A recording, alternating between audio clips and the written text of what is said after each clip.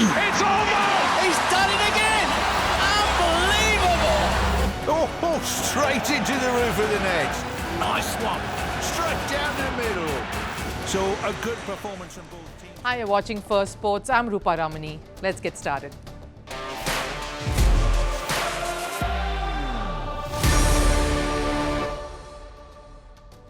On the show today, different formats, different names, and suddenly a beleaguered Indian outfit looks brand new and so much more intimidating. What do Virat, Kohli and Rohit Sharma bring to the table? And is there something that can be incorporated into the test arena? The driver's title will be decided in the final race at Formula One. Max Verstappen and a genius move seals the win in Qatar. McLaren from the strongest position have just about bottled it up. Can they manage to hold on to their nerves and close it out in Abu Dhabi? And Pakistan's men's cricket team win the Tri-Series, but the Sri Lankan stand-in captain's comments suggest they were pretty much stuck in their hotel. Raises the question again of Pakistan's stand in the cricketing world as a host nation. All of that coming up, but first, the headlines on Sports 360. Starting with football, 10-man Chelsea held Arsenal to 1-1 draw in the English Premier League. After the red card in the first half, Chelsea came with full force to take a 1-0 lead in the second. Arsenal equalised with Mikel Merino's goal in the 59th minute. The Gunners' lead is now reduced to just 5 points. Cricket. Former South Africa captain Faf du Plessis will not take part in the Indian Premier League for the first time in 14 years. The two-time IPL winner has decided to take part in the Pakistan Super League this time. Faf, who made his IPL debut with Chennai in 2012, has featured for 4 different franchises. The 41-year-old was released by Delhi just after 1 season. In athletics, pole vault sensation Armand Mondo Duplantis has been named Men's Athlete of the Year. The Olympic champion broke his own world record 4 times and was undefeated in 16 competitions in 2025. Meanwhile, American star Sydney McLaughlin-Levron was crowned the winner in the female category. The sprinter has been undefeated in the last 2 years. In good news for Indian football, the Blue Tigers have qualified for the AFC Under-17 Asian Cup 2026 in thrilling fashion. They beat Iran in its final Group D qualifying match. Despite trailing 1-0 earlier on, India bounced back with a goal from their captain and a late winner. This will be India's 8th appearance in the age group continental football tournament. And a football match in Bolivia was marred by violence. A huge scuffle broke out between players of Blooming and Real Oruro in the Copa Bolivia quarterfinals. 17 red cards were handed. Police resorted to tear gas as players kept fighting with each other. Blooming eventually advanced to the next round following a draw in the away fixture. India notched up a thumping win over South Africa. And yes, it came in a different format, and it was a unit that looked very different. While it is obviously unfair to compare 2 performances across 2 separate formats, the stark contrast was unmissable. Virat Kohli and Rohit Sharma stamped their presence and class across this game, making me ask, were they the differentiator in how a team just looked so refreshingly fierce on the cricket field?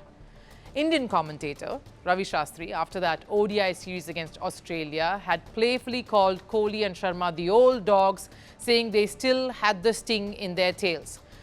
But I want to highlight more than just what they contributed to that scorecard. Both were at their flamboyant best. Rohit Sharma made a nifty 50, Kohli a thunderous 100. 2 of them looked in the mood to plunder, and they were almost unstoppable. The drives, the pulls, the punches and powerful strikes all across the ground, giving a reminder that they had it in them all along, and this is a well-oiled machine. That clearly rubbed off on others around them, like KL Rahul and Jadeja, who played important knocks to put the pressure on South Africa and pile on a huge target. And that's what I want to dwell on. Just what the presence of 2 of the senior-most players and legends of the sport really does to a battered side. Yes, it was not exactly the same personnel who were part of the test setup just a while earlier against the same team, South Africa, but most of them were. Washington Sundar, Yashasvi Jaiswal, KL Rahul, Jadeja. The first ODI in Ranchi was a clear example of how intimidating the same bunch of guys can look under different circumstances. The circumstances here being the inclusion of Virat and Rohit in that playing 11. And that's the point I want to drive forward. That direction, the motivation, that energy on the field doesn't have to come from those who wear the tags of coach and captain. It comes from those who lead from the front. These are two men who've done it all, who've performed, who've seen the highs and the lows of Indian cricket for decades and are now in the last phase of their careers. And instead of resting on past glory and letting time pass by, they're taking charge of every single moment that they spend on the field plying their art, pushing themselves that much more, and as the others around them too, taking the bar up a notch every time they step onto that cricket field. And that's what the presence of genius really does to a team, on the field, and to the dressing room. It transforms a tired, defeated bunch to look like a world-beating, threatening side. And that's exactly what someone like Virat Kohli brought forward when he made that stunning 135.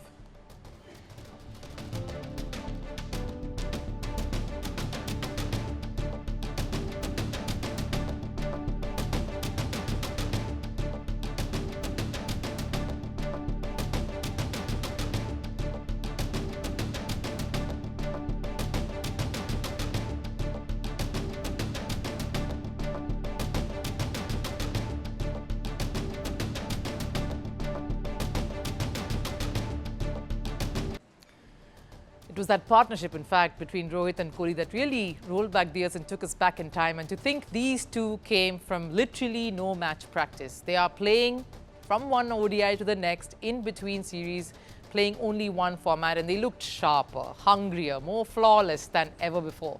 And that's what experience really means. For the longest time, everyone ridiculed MS Dhoni and the Chennai Super Kings for picking a daddy's army, all senior hands. That daddy's army went on to win an IPL title on comeback because experience gives you something years of youth won't. That mental fortitude to challenge norms, keep trying and taking everyone else along, and knowing exactly how to play under pressure. Of course, the reason why this match and this particular performance is crucial at this point now, because it makes us ask certain questions. It comes at a time when India's test scene needs a massive overhaul, and in the mental makeup of the side more than anything else, because the players are pretty much the same and they know what it's like to play at this level, at the international stage, which is exactly what brings me to the next point: team synergy. It all comes down to that, doesn't it? Who's really motivating and creating those moments on the field when things really aren't going your way?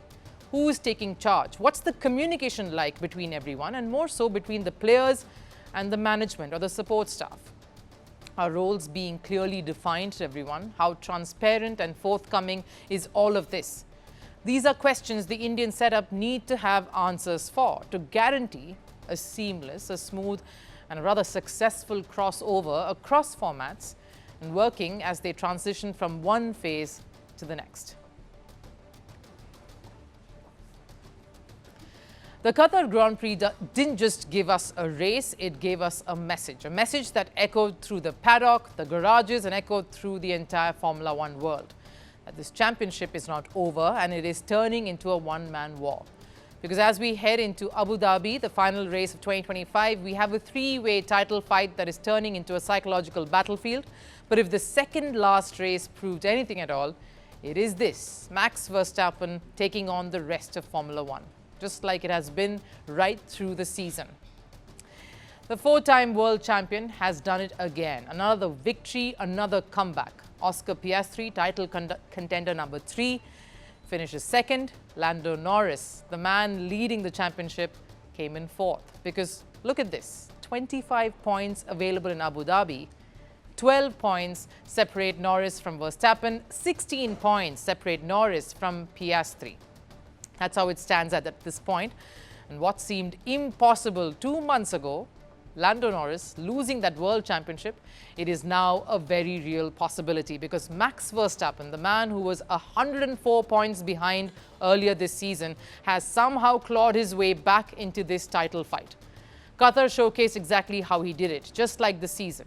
He was behind, just like the season. He looked out of the picture, just like the season he was counted out. And just like Max Verstappen always does, he came right back.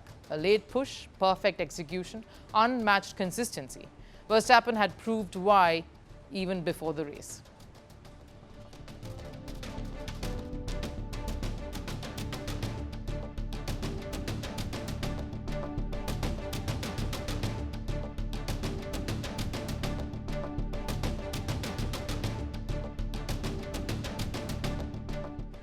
Now, McLaren clearly were offended by that statement, but look at what panned out. McLaren won the Constructors' Championship in Singapore, and that was in October, 6 races before the season finale. That is domination at a historic level, a team firing on all cylinders, and yet they are on the verge of losing the Drivers' Championship because dominance doesn't matter when strategy collapses. Oscar Piastri was the early favourite to win the title, then his dip in form opened the doors for Norris.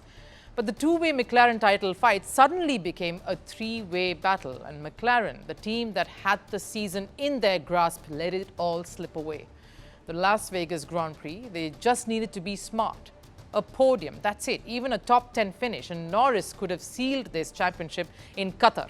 But both their cars were disqualified for a violation, massive misjudgment there. Then came Qatar, where they should have been aggressive, and instead they played it safe. It was the perfect example of how to lose a title despite having the fastest car on the grid.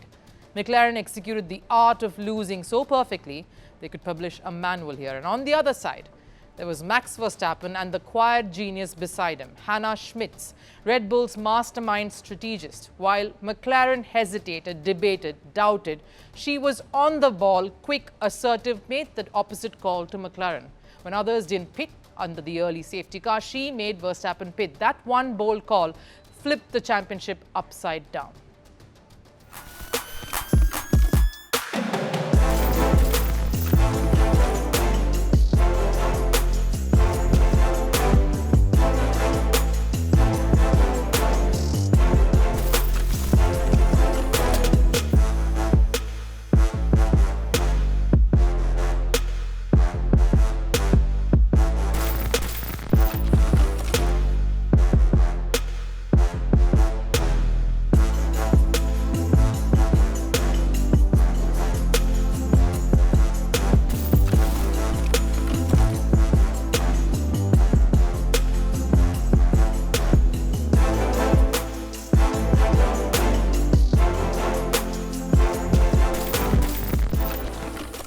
Hannah Schmitz rightfully up there on the top there, celebrating with Red Bull and Max Verstappen. Now, McLaren had the car, Verstappen had the mindset. McLaren had the speed, Verstappen had the hunger.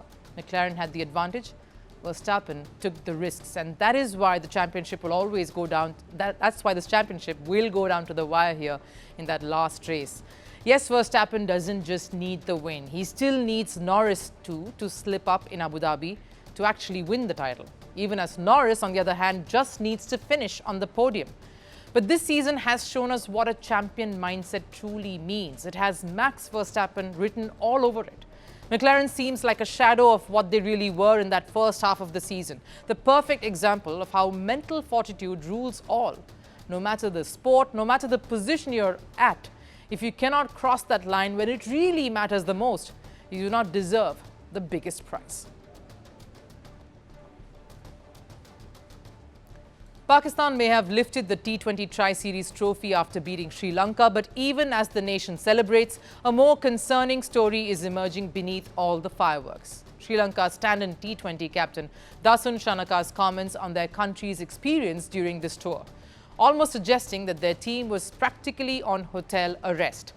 What's the point of hosting an international series when players are too scared to step outside their own hotel doors?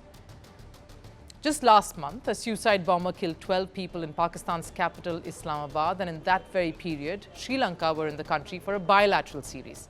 Several Lankan players requested the cricket board to let them go back home before the Tri-Series began. Those requests were reportedly denied by the Sri Lankan cricket board. Pakistan assured strict security, so the Tri-Series involving Zimbabwe, the host Pakistan and Sri Lanka went ahead. Sure, 2 Sri Lankan players, including regular skipper Charit Aslanka, returned home, citing health concerns, but the cricket world knows what was really going on. It was about fear, and now after the tournaments ended, stand-in captain Shanaka has finally spoken. We enjoyed this tournament as a group. Unfortunately, we were not allowed to go out much. It's not easy to handle all of this, to organize everything. I must thank PCB for ensuring our safety. On the surface, that sounds polite, even grateful, but zoom into this line. We were not allowed to go out much. That single line reveals the full picture. Yes, PCB tried to ensure safety, but look at what that security actually entails.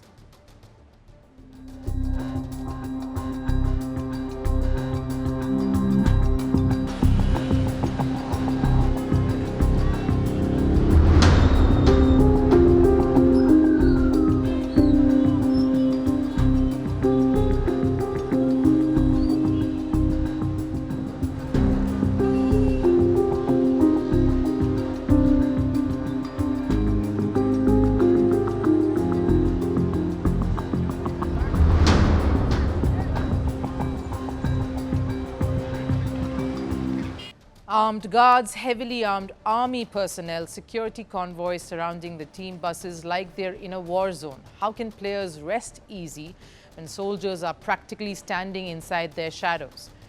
There is providing protection, and then there is an environment that screams potential danger. Cricket in Pakistan right now falls into that second category. And on top of that, players were literally on hotel lockdown, restricted, monitored, barely able to step out. So again, what's the point here? Why host international cricket if the athletes can't even experience the country they're playing in? Hosting a sporting event is never just about the matches. Every major global tournament is a cultural experience. Paris Olympics showcased art and French elegance. LA Olympics will be a parade of American pop culture. And cricket is no different. Foreign players, when they come for the IPL or the bilateral series here, blend into the city, they experience the colors, the culture, the food. The best example, of course, is David Warner. Remember his family day out in India's capital, Delhi.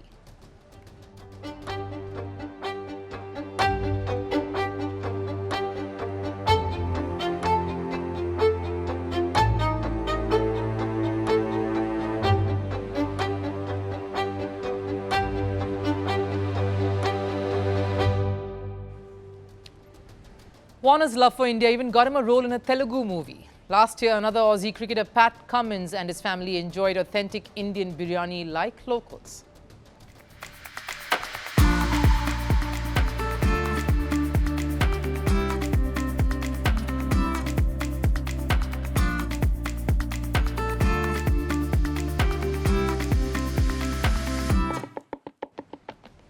That's what sporting events do. They bring about hospitality, warmth, and get the players to, and of course the entire team, to an opportunity to explore local culture, create memorable experiences. Sure, athletes come for the tournament, they come to win, but they leave with memories.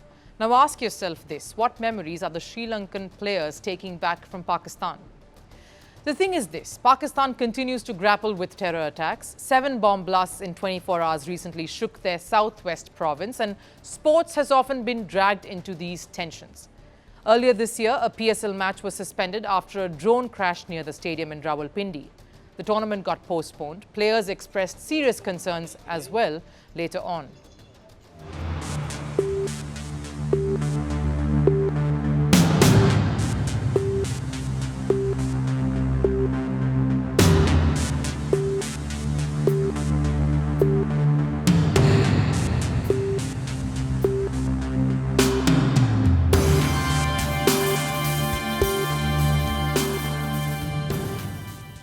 Yet PCB insists everything is under control. If so, would players be living locked down?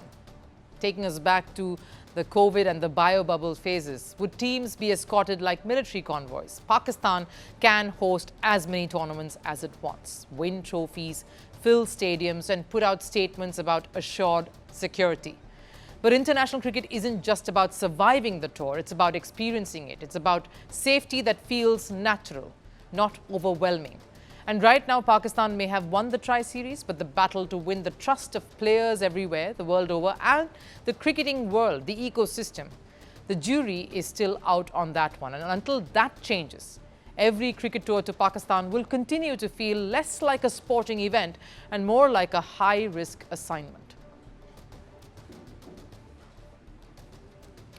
Time for last serve. Rio de Janeiro was painted in Flamengo's iconic red and black, and if you were stuck in traffic, you already know why. Flamengo clinched their fourth Copa Libertadores title and the city exploded in celebration. Thousands of fans poured into the streets, turning Rio into one giant festival. Some supporters even climbed up traffic lights just to get a better view of their heroes. Watch the raw passion, the madness and unmatched love from the Brazilian fans.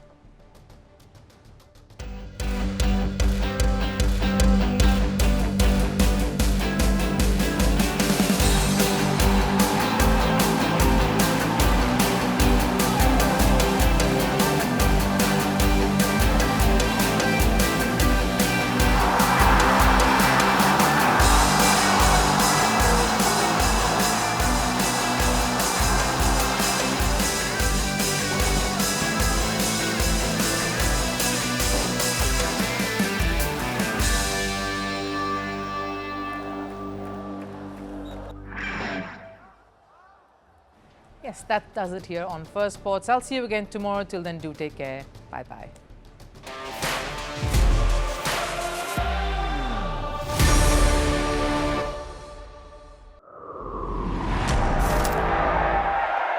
They promised glory.